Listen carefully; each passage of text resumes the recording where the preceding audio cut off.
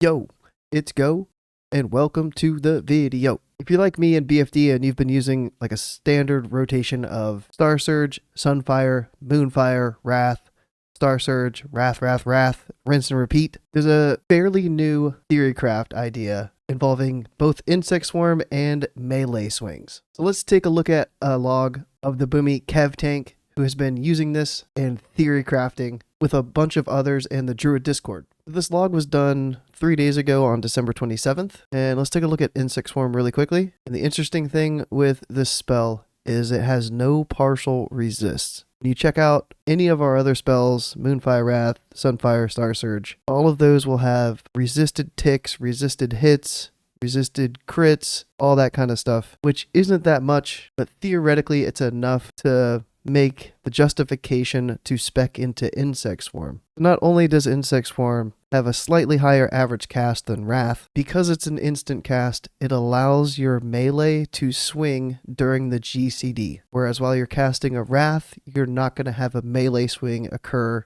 while you're casting. So in order to get these melee swings, you need to have a weapon speed below 1.5 speed, which are best in slot weapons that have spell power on them, like the staff, or if you were going for the main hand offhand with the most spell power, those have at least 1.5 speed. But Kev was using the Crashing Thunder Fist Weapon because it has a speed of 1.4. The rod obviously is going to have a long swing timer. It's got a 2-second swing timer on that. I have the Dagger of Willing Sacrifice, the most spell power on a main hand, and it has 1.5 speed. But the Black Fathom Ritual Dagger has a speed of 1.2 and it has 4 spell power on it, and a little bit of int. So either this Black Fathom Dagger or the Crushing Thunder Fist Weapon are the best two options so far to try to use this new melee tech. It's not really new. I had made a video a couple weeks, maybe a month or two ago, about how to get clear casting procs in Wrath, and it's going to be a thing as well in Classic Season of Discovery, possibly all the way up to through level 60. After taking a look at each of the GCDs after an instant cast, like Star Surge, Moonfire, Sunfire, Insect Swarm, there's something a little bit strange happening. The melee swing timer for the weapon that's equipped is 1.4. I know there's a little bit of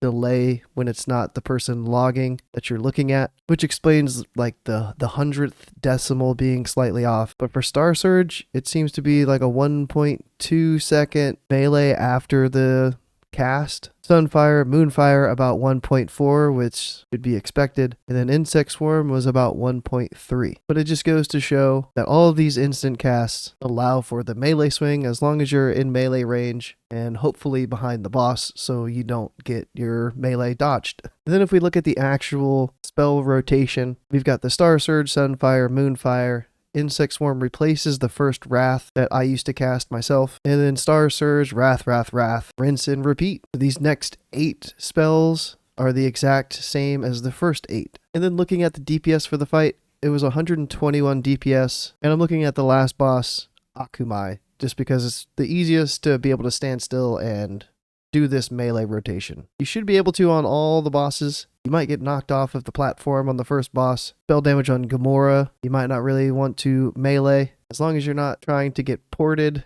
on Kellerus, to stay max melee range on that fight. But for BFD, you should be able to use this theory on every boss. So Crushing Thunder might be on at least one other melee's BiS list. You might not be able to get that.